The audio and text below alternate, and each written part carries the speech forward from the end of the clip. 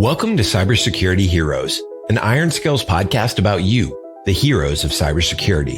You're about to hear and learn practical and experiential knowledge in our conversations with CISOs, security directors and architects, SOC analysts, and other InfoSec stars so we can become more cyber resilient and safer together. Let's get into the show.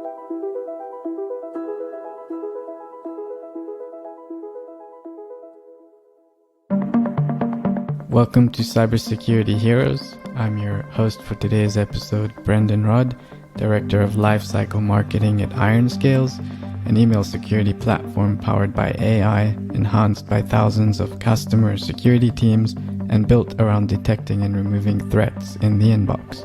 Welcome everybody to the show. It's great to have you all here. So this is our first panel, and I'm really excited to discuss the topic of cybersecurity culture with all of you.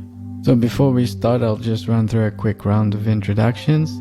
So ladies first, Kate Brett Goldman is the CEO and founder of Cybermaniacs, where they create cybersecure humans through a unique and positive approach to behavior and security culture change and a cloud-based cyber learning experience platform. Next, we have Chris Rivinus. Chris has spent the last 25 years in IT leadership roles and has won awards for his innovative approach to cybersecurity awareness in critical infrastructure organizations. He holds an undergraduate degree in cultural anthropology, an MBA and MA in international business transactions. And last but not least, we have Angelo D'Agostino. For the past 2 decades, Angelo has built a career focused on human resources, staffing and administration for some of the most recognized and well-respected organizations, having held leadership positions at organizations including Sotheby's, Warner Media, Reed Elsevier Consulting, and America Online. Alrighty then, so let's dive in. So what is culture? What is cybersecurity culture? Does HR own culture? It sounded like 3 questions, but yeah, we'll take it as one if you're sneaking it in there. I'll start just because the first subset of your first question was what is culture? So, and I think this is a little bit misunderstood. I think it's become, the idea of culture as something you can create or force or shape are all worthy thought exercises and things that you can make progress on. But ultimately, culture, by definition, is created through shared experience and shared understanding and shared belief. And so in that, you have a much more complicated tapestry when you start to talk about cyber culture, because there's culture that's already there before the cybersecurity requirements showed up. And there's culture being bred and culture developing and strengthening in and away from the regulatory compliance efforts and the experiences that you're trying to have your employees share with one another around cybersecurity. So you can influence culture towards behaviors that are more in line with what you want out of cybersecurity. But a lot of the conversations that I think we've been having are around the idea that you can't just sort of define what cyber culture is and then drop it into an organization without taking a baseline and really understanding the culture that's already there, because you're not going to replace it. You might change it a little bit, but you're not going to replace it. And I think there is, Chris, to that point, there is not necessarily a trend that we've seen, but something that every time the specter of this crosses our paths, you and I both kind of bristle a little bit at it, which is reducing culture to a score. I don't think you can get a 7 out of 10 on culture. It's too complicated. It's too unique to your organization. It changes. It has a historical precedent, depending on how many bridges were burned by the CISO before you, let's just say, or, how an organization has grown and changed over time. So all those stories, all those symbols, all that lore, all the things that make your culture what it is, plus the people and their values that they bring to the table, isn't a 7 out of 10. And I think while we're always looking for new metrics to bring to our organization to show our progress in cybersecurity, safety, or culture, or how as an InfoSec team, we are doing better at getting our people to be sort of a cyber defense agent for the organization, you can't turn it into a 7 out of 10 score. So I just caution people to back away from a simple number to define this. It's something you're going to have to stick your teeth into. And sometimes it's ugly and sometimes it's better than you think it is. But as Chris said, you don't know until you actually get in there and you look. You guys both make tremendously interesting points. And I feel many of my clients that I work with, the CEOs always ask the same question, or they all have the same request. And that is, we need help driving culture. We need help creating culture. We need help. I don't know what that means. You can't create, this isn't something that you all of a sudden wake up one day and say, I want our culture to be this. And that's what happens. Strictly from an HR perspective, the culture is driven by the population and it comes from the top down. It's behavior. It's what we're exposed to. It's working with one another. It's organic. It's something that happens on its own. It's not something you could force to happen. And I feel like in many cases, especially with companies that are in huge growth periods, there's this fear that we're going to lose the special sauce. We're going to lose the culture building aspect. We're going to lose what made us so special. And a lot of times HR is asked to step in and say, help keep that. What do we do? And I feel like a large part of what I do from an HR perspective is kind of just listening to the masses, understanding what got them to that point, and figuring out a way to make that work as like a 2.0 version as they continue to scale and grow and move away from, maybe a 6-person core team that made them so special to begin with, but how to capture that and keep it moving. So my take on culture anyway. If I would summarize what I heard, you're basically saying first step would be do an assessment just like you would on any cyber program, do an assessment of the culture, see where you are, and then perhaps even kind of reassess your culture, I don't know, once a year or however, I guess you would know best, but that's just what I took away. Yeah, and Brendon, to your point, that's exactly right, which is, I think we like to ask the question first, well, who are your people?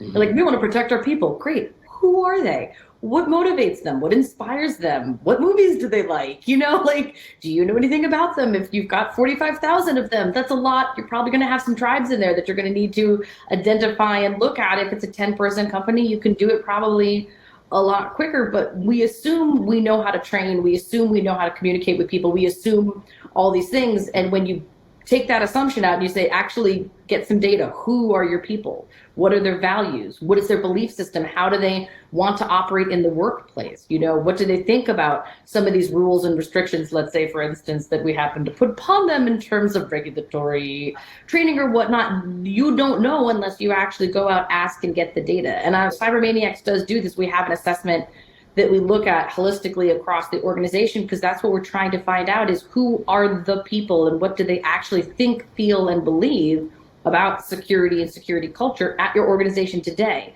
But to your other point, Brendon, is a lot of people look at this measurement as a once and done exercise or a ginormous survey they can send out for 20 minutes and then thank goodness they're done. And I think that, just like microlearning has revolutionized how we do L&D, you have to be getting the temperature of your organization or take a litmus test on all these people all the time. So it can be done in smaller, bite-sized formats. You just have to start looking at what those measurement tools are and how you best implement them into your organization.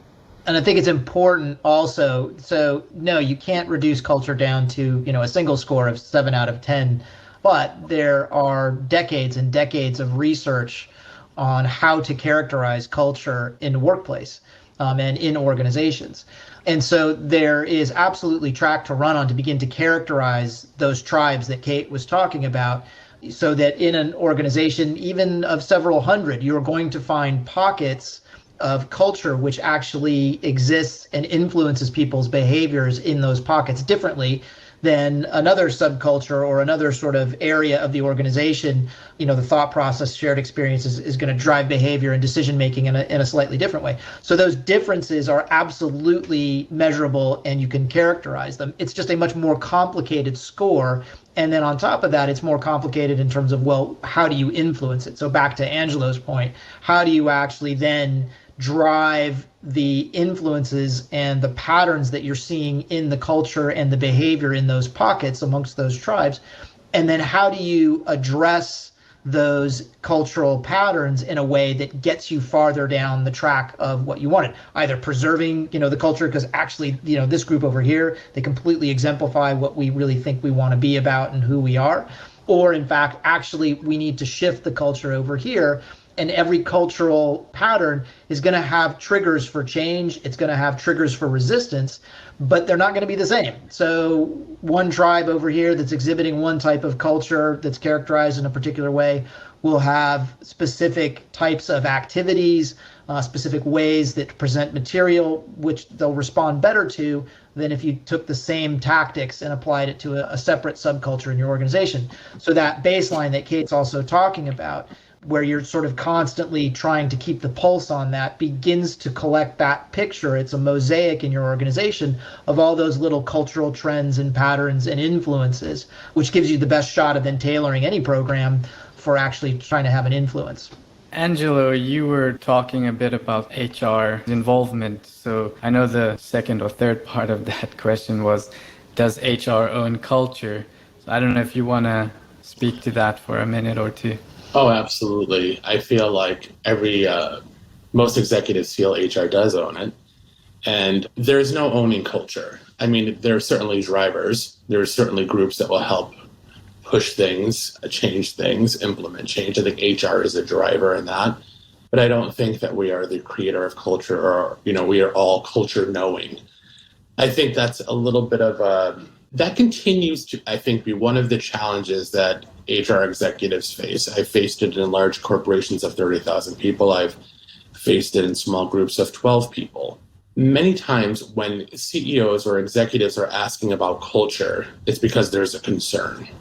It's a panic. It's after the fact. I'm like, okay, well, we probably should have been having this conversation about a year ago, but we're here, so let's address it. And it's very much like HR step in and fix it. I'm like, well, we can't be the fixer here, but what we can do is kind of unearth where the issues or the challenges are and help get us to whatever that next step is in our culture building process. Whether it's, again, we talked a lot about, and I heard Chris, you mentioned as well, and Kate as well. It's really important, I think, for a company to have set already overarching goals and behaviors and all of those things that, you see maybe some posters up on the wall talking about behaviors or things that the companies want to do or defining who we are. And I think the more pointed ideas you have around those very topics, I think it makes it easier for people in the HR world to step in and really help kind of get that messaging across. If we stand for something, if there is a mission statement, what are our values as an organization? And again, this changes by group. Because within any corporate culture, you have a tech culture, you may have, an editorial culture if you're working in people that are writers, and what drives them are very different things in the way you communicate with them. You communicate with them all very differently as well. But I think if you have overarching goals and behaviors that are in line with kind of your company or your brand DNA, it's going to help you as it relates to setting culture or working through culture or what does culture look like for us. But I do feel like a lot of this falls on HR's shoulders. It is our responsibility to kind of step in and figure out why and what are we doing here? We need you to help kind of shepherd this. And I feel like the only way that truly will be effective is if HR is intimately involved with all of the business aspects. You really have to be part of the groups and understand what they do.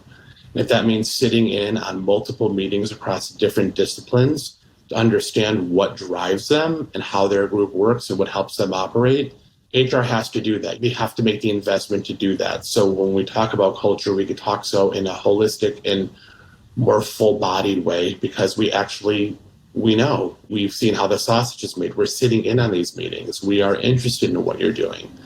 Oh, that's why that means something to you. We get it now. But without that, you're going to have kind of a thrown together process that won't be truly connected. So in a roundabout way of answering that, HR is absolutely a huge component or part of driving that. But I think there needs to be a lot of legwork that goes in behind the scenes before it works at all. And a follow-up to that, I would say, is how can culture act as a barrier or a protector of an organization? I think there are many organizations out there that have tribes or, a cult-like following, I want to say, with their internal staff. And I mean that term or that phrase in the best way possible. I remember, being an active recruiter and looking for talent to build pipeline or constantly networking. There are those companies out there that are like the holy grails, I feel like, of individuals. And when you call on them, they're like not interested, love where I am, love the team. And it happens often. And I feel like some of it may have to do with their position. They love what they do. They love their boss. But in most instances, it's because the organizations they're working for have created this kind of harmonious, fantastic environment that resonates with them.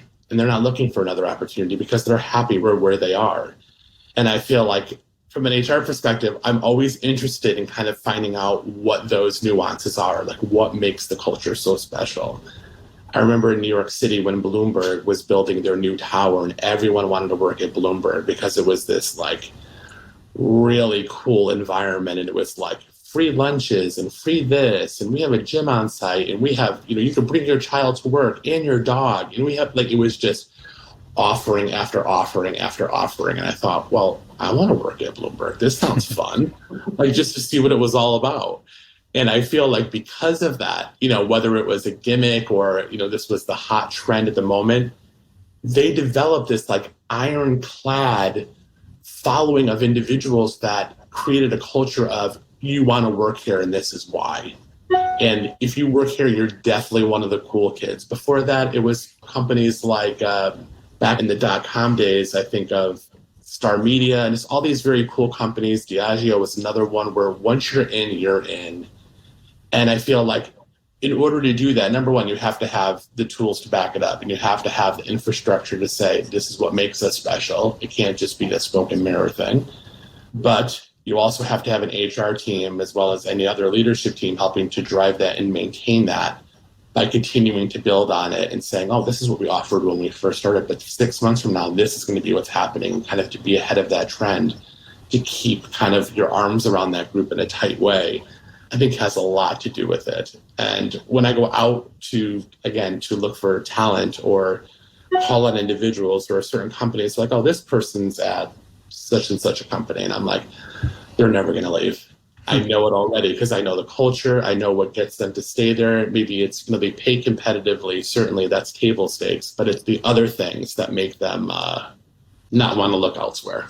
And I think to follow on to what Angelo was saying, the question around insofar as a cybersecurity culture, and is that protecting your organization or is it a barrier, right? When Angelo said earlier, like a lot of times he only gets called when something goes wrong. The same sort of thing applies. Like we only seem to notice when culture is the friction. We only seem to notice we try to roll out a policy, we try to do a new data protection thing, and everyone's like, not paying attention. We're like, why didn't that happen? And I'm like, it's probably the culture, right? And it's funny because I think Cisco did some research a few years ago where they pulled CISOs on, what were the barriers or what were some of the obstacles that were involved with adopting not just security practice, but like advanced, very mature security practices. And culture came in like the top 5 of things, more than just lack of trained personnel, more than budget constraints, more than competing priorities. There is an organizational culture and an attitude around cybersecurity that was acting as a continual barrier to their progress.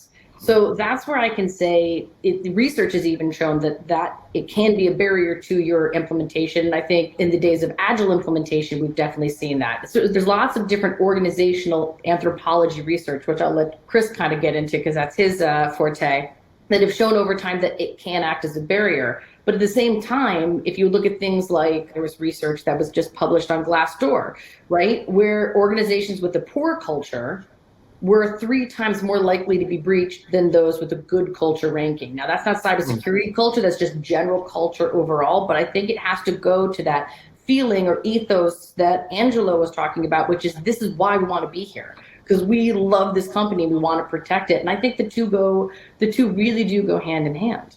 Yeah, I mean, Oh, sorry, Angelo. No, go right ahead. I was going to say absolutely, Kate, it's spot on. Can I get an amen?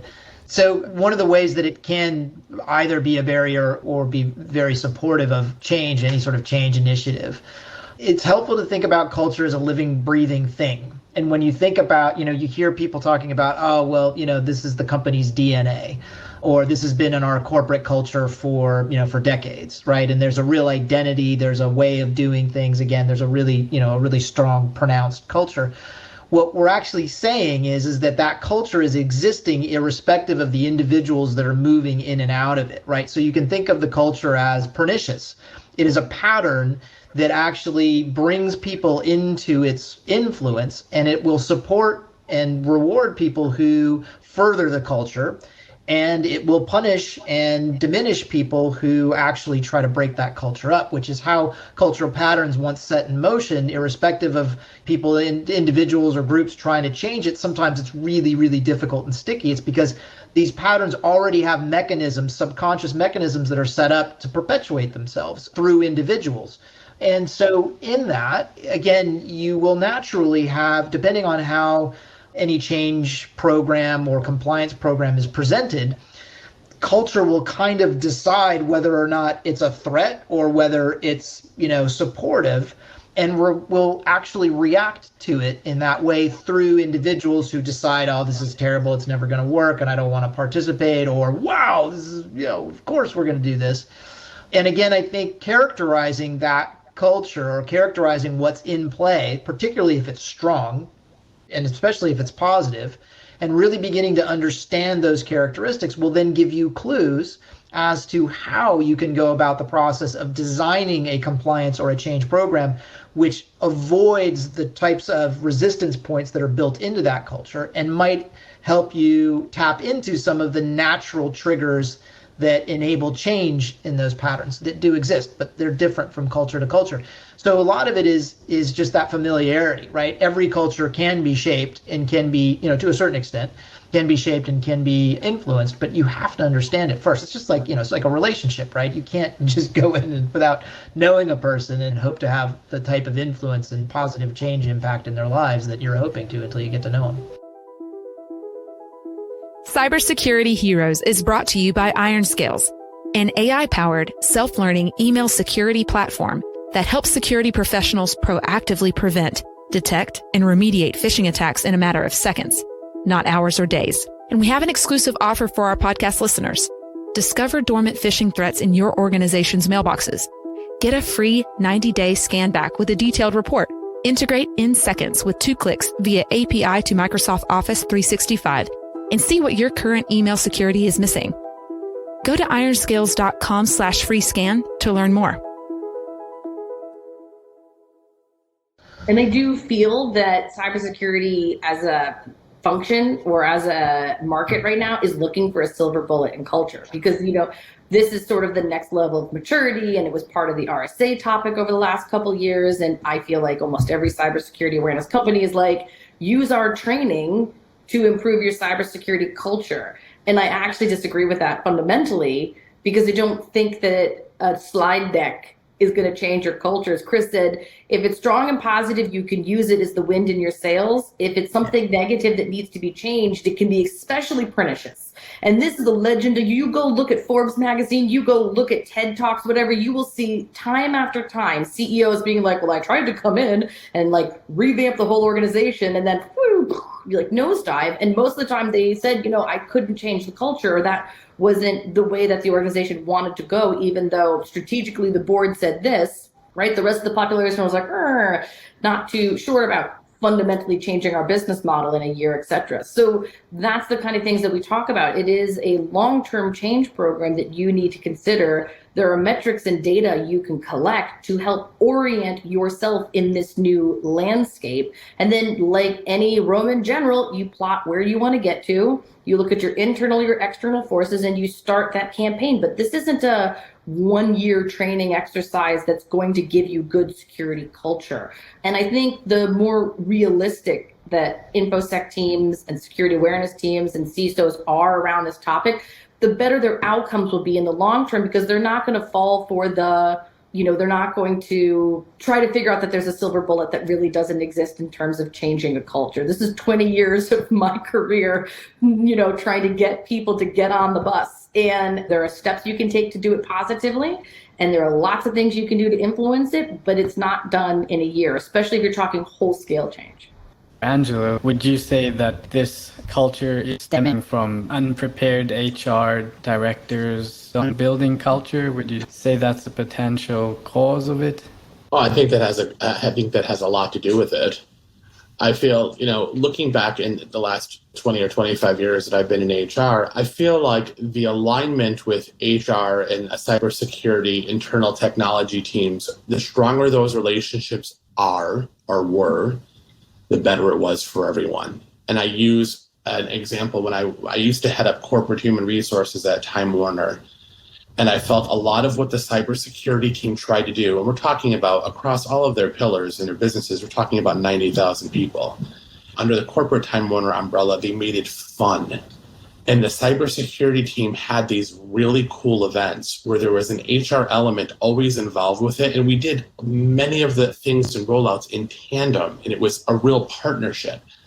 But in order for that to happen, number one, there needs to be the relationship. There needs to be the willingness for HR to step in and say, okay, let me learn a little bit more about this. Tech really isn't my thing, or cybersecurity isn't really my thing, but tell me why this is important. But really making it bigger than just that. And I think because they were able to do that effectively, the cybersecurity leadership team that partnered with the HR team made rollouts, implementations, buy-in, culture, all of those things, not only meaningful, but fun. It was fun. I go to these kickoff events and auditoriums. I'm like, why are we here today? I'm like, oh, it's a new cybersecurity thing. This is going to be amazing. There'd be music involved. It was like, it excited your senses other than just learning about the importance of, basically like you're learning through osmosis, right? Like you're seeing what's happening. You see what's happening. You know what's going on. You know why it's important, but you're having a good time while doing it.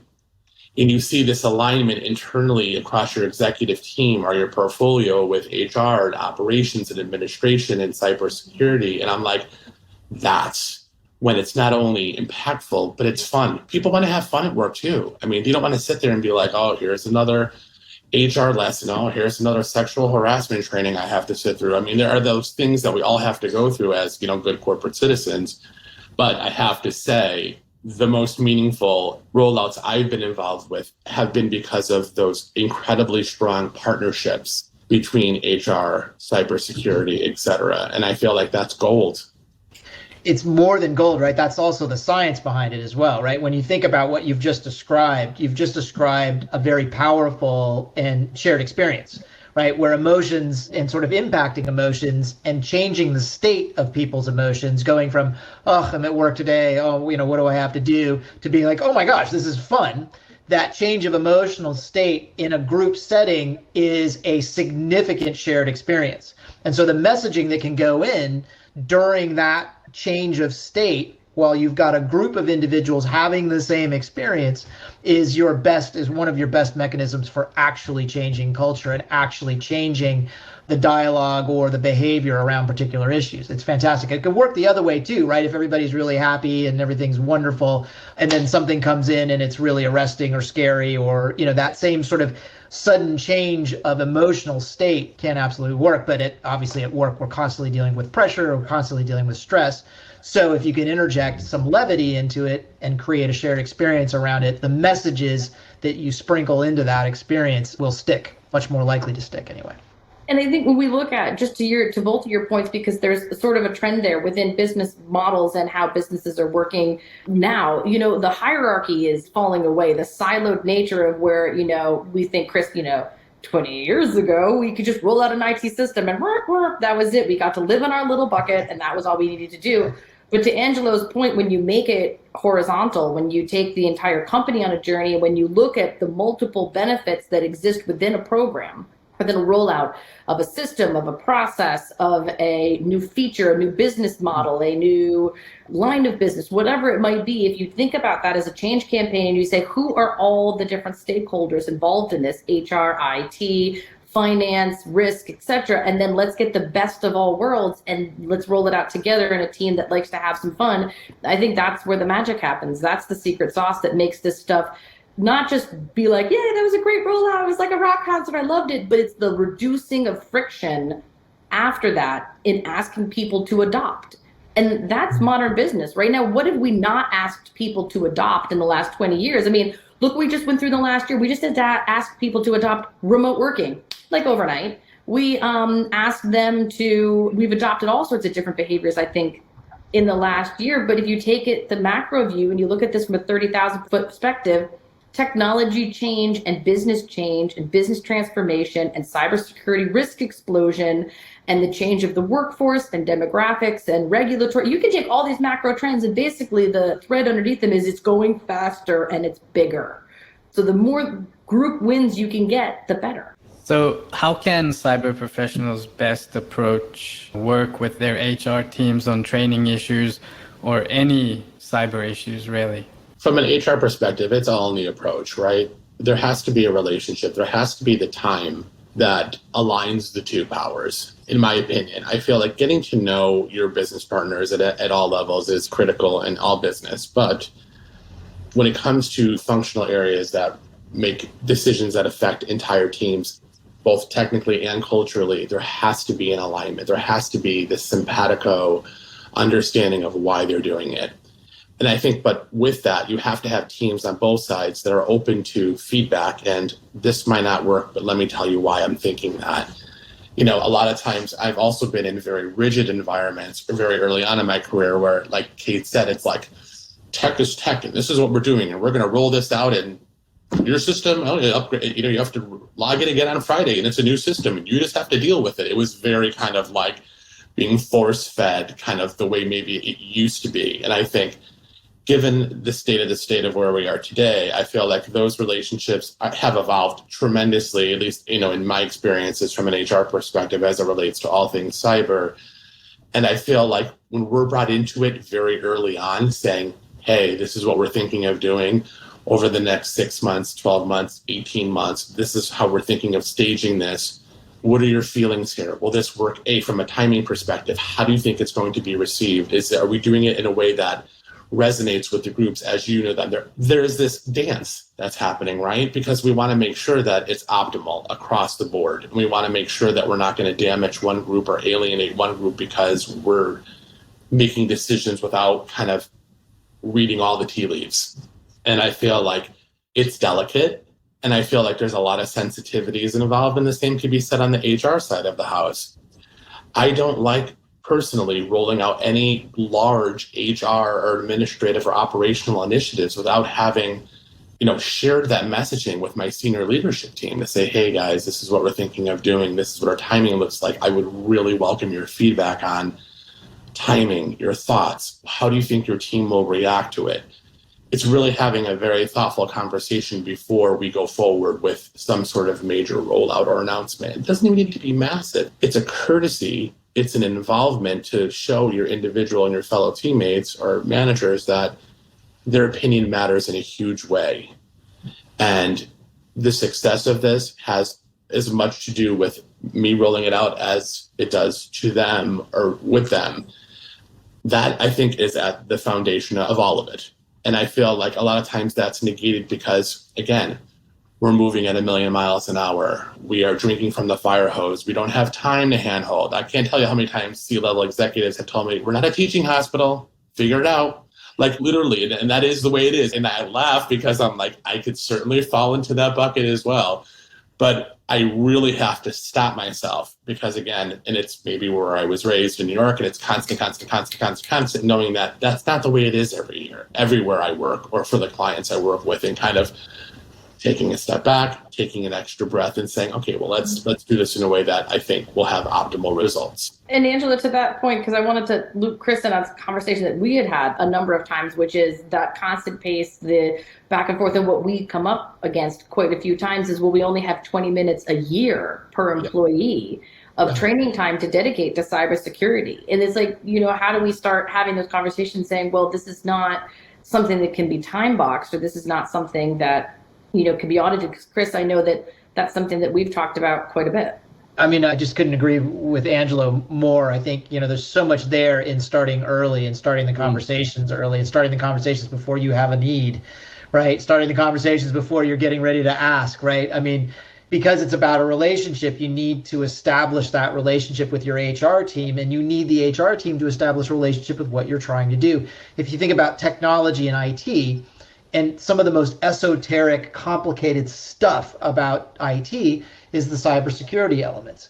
If you want to think about, again, some of the more ethereal, mutable, random stuff that goes on, well, it's probably coming out of your people, right? So you take these two worlds that are incredibly nuanced and incredibly complicated for very, very different reasons. A highly technical arena versus a highly mutable, sort of emotionally based arena.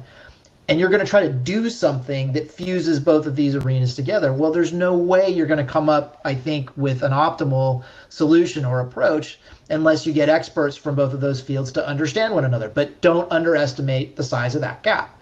The size of that gap is really, really big. So how do you deal with that? Yeah, you make the commitment to develop the relationship, and you make that commitment very, very early, and see where it goes before you have the need, right? Because I agree, half the friction that I've seen in days past is like, yeah, you focused on your metrics and you have to deliver this cybersecurity training or whatever it is. And so you're building out all of the different things that you've got to build out, making sure you're covering the right systems, and you get all this stuff sorted out. And then you're like, oh yeah, we got to go talk to HR because we need permission to do it, right? And that, you've missed it, right? Because already you feel like you're late and HR is going to slow you down, and the relationship's adversarial from the get-go. But in a way, shouldn't cybersecurity know, sort of like, shouldn't you know the feeling? Because isn't that the conversation that cybersecurity has with software development all the time, which is like, if you guys had asked us to sit at the table during the requirements engineering when we had first looked at system design, you might not have backed yourself into this corner. We wouldn't have to be re-architecting the whole thing to be secure right now. Yeah, so my advice to CISOs would be social engineer HR, right? Like, go start early. Build up the trust, right? Get escalating credential access, right? All that stuff. Yeah, but it takes time. Yeah.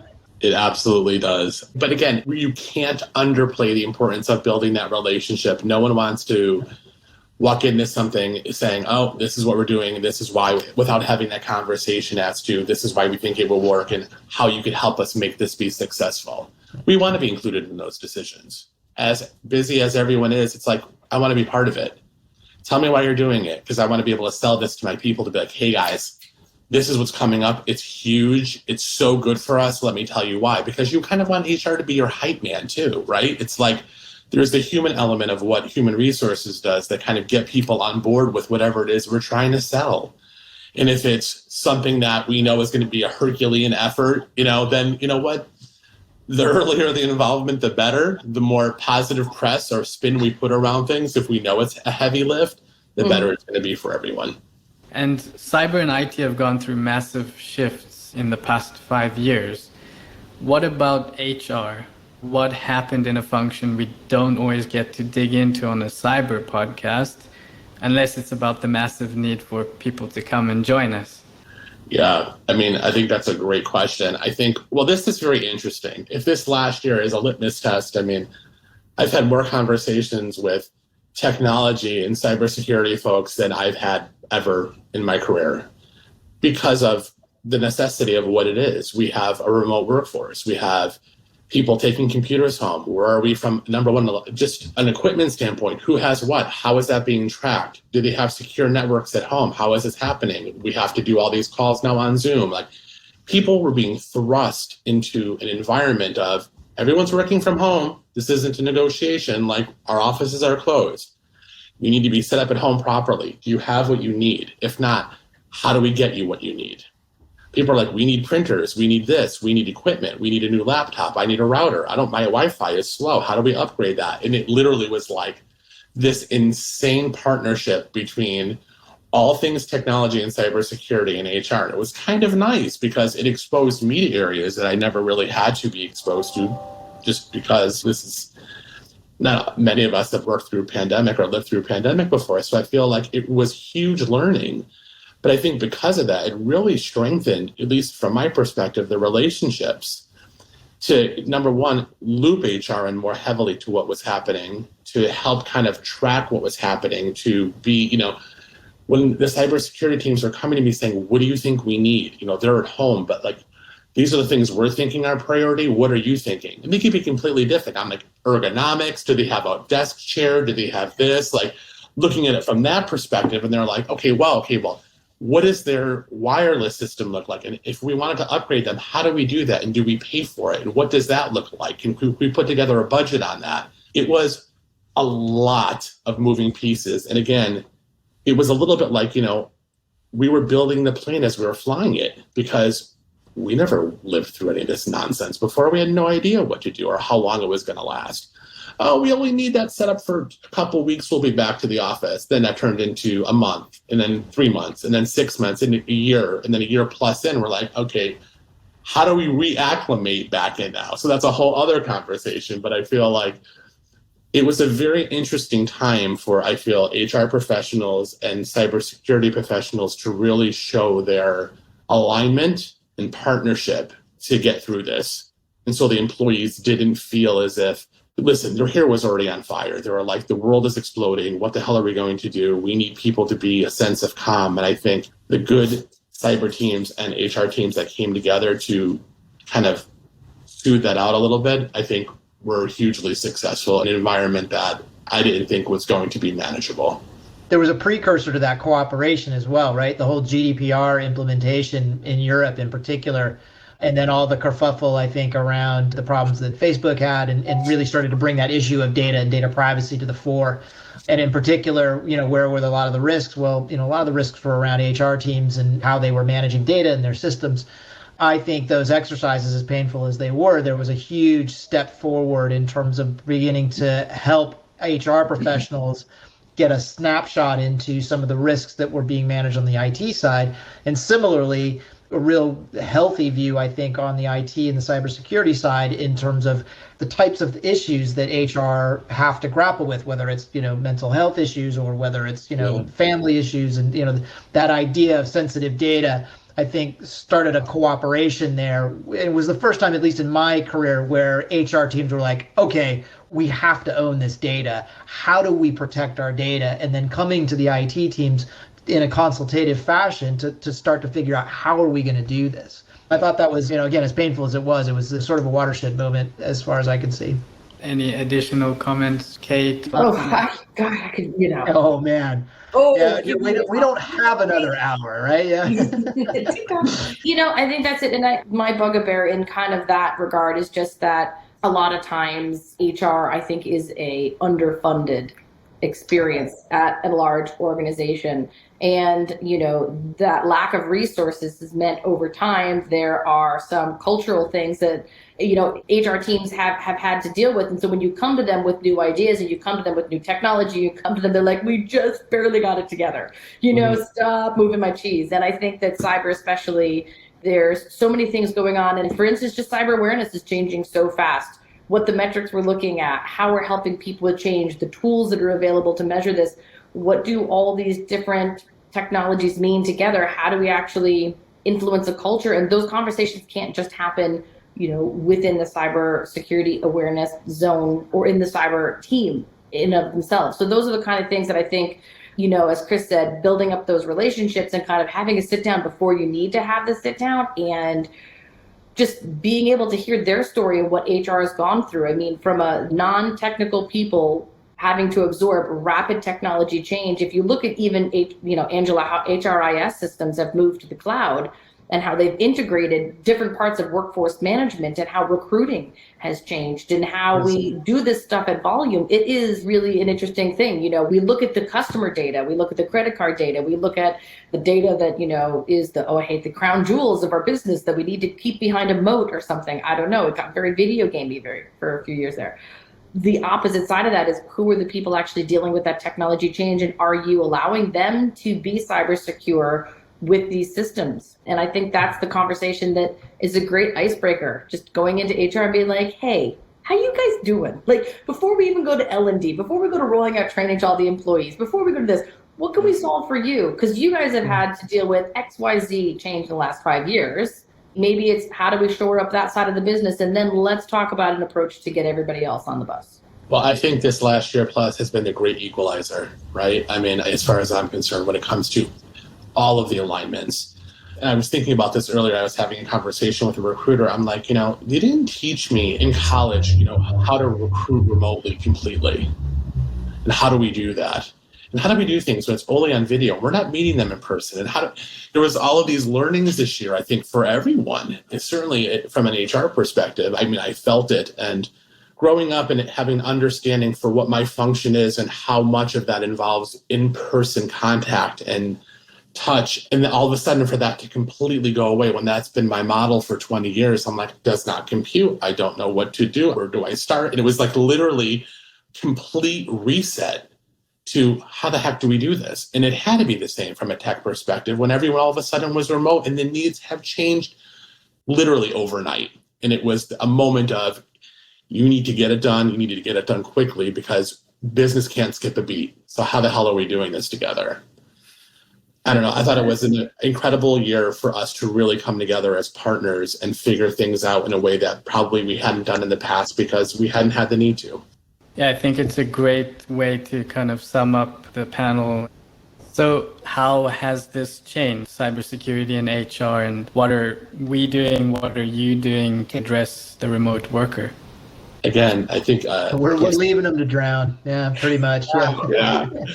As Chris mentioned, it's a living and breathing thing. I mean, every day it's different. Every day it's evolving and changing. There is a right answer for this moment, but that's going to change in 20 minutes. So I feel like this is really where we're at. And I think a lot of it has to, the words I continue to use are pivot, flexibility, like all these words that annoy me when I think about them, but they are absolutely not, they're essential because we are at the mercy of any piece of data we're given at any moment based on some new rule or guideline or law or whatever the case might be. So I feel like the fundamental message for me here and the takeaway is, as long as we are staying connected through a pandemic and beyond, as it relates to all things cybersecurity and HR and any initiatives that we need to partner up on, I think in large part the relationship has been strengthened. And I feel like it's going to help us get what we need to get done, no matter what the approach is, because we've kind of built this or reinforced this trust and this alignment that, again, I feel like hadn't existed previously. Just overarching, that's where my head's at on this.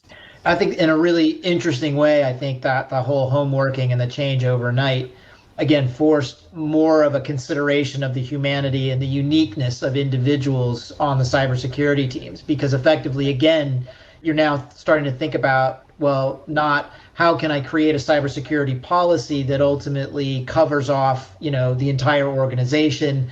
And gosh, do I have to come up with, separate policies to cover off different divisions because they're actually dealing with different. No, you got to deal with stuff that's happening literally for individuals who each have a different home setup, who each are involved in a different sort of risk profile in terms of the types of activities that they have to go through because it's their home setup, right? And you can't control that infrastructure to the nth degree.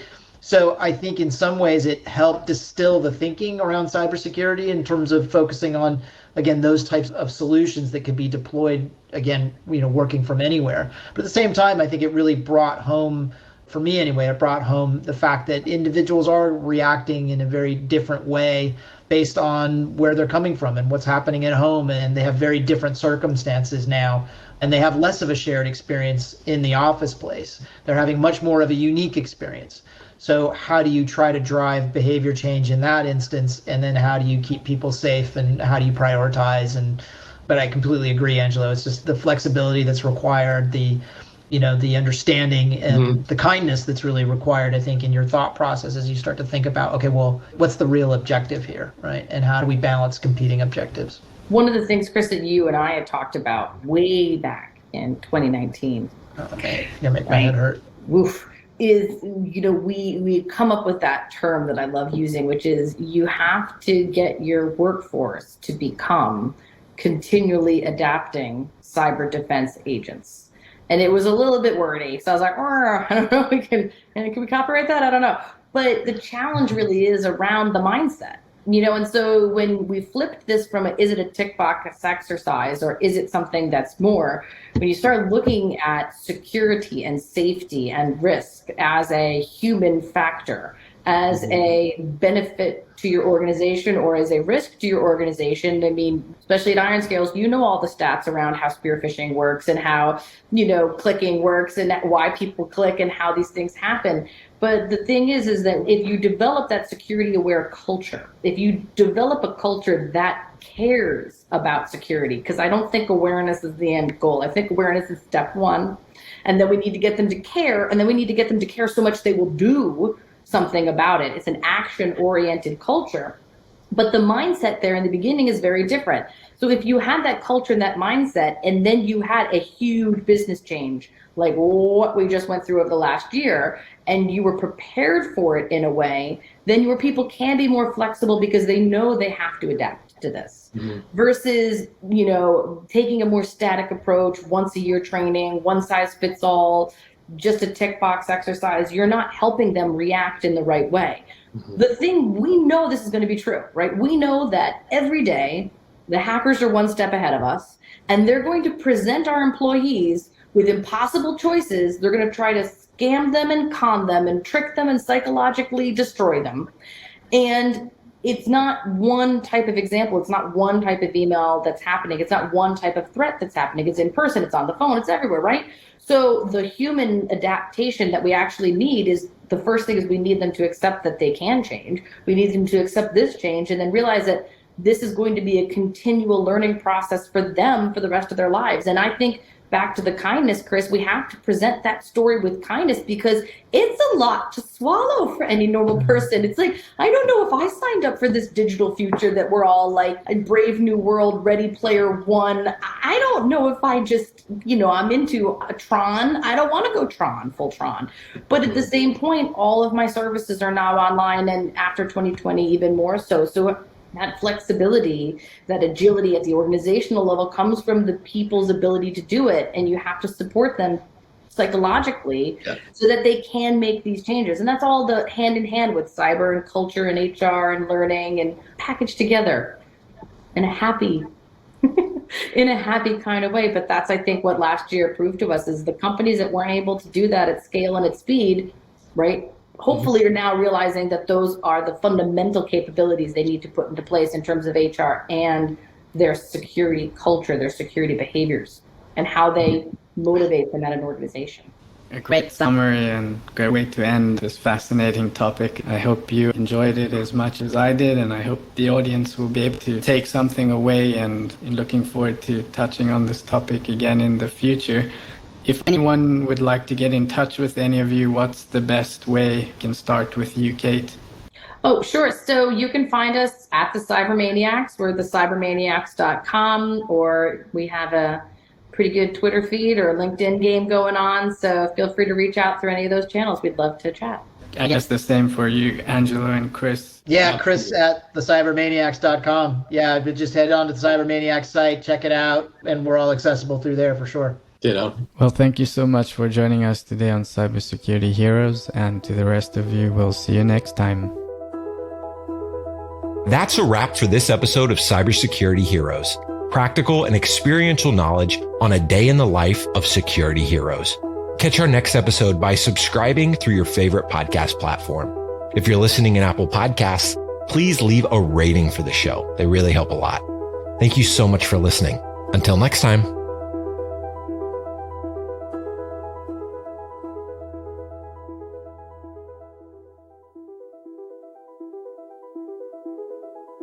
Cybersecurity Heroes is brought to you by IronScales, an AI-powered, self-learning email security platform that helps security professionals proactively prevent, detect, and remediate phishing attacks in a matter of seconds, not hours or days. And we have an exclusive offer for our podcast listeners. Discover dormant phishing threats in your organization's mailboxes. Get a free 90-day scan back with a detailed report. Integrate in seconds with 2 clicks via API to Microsoft Office 365 and see what your current email security is missing. Go to ironscales.com/free scan to learn more.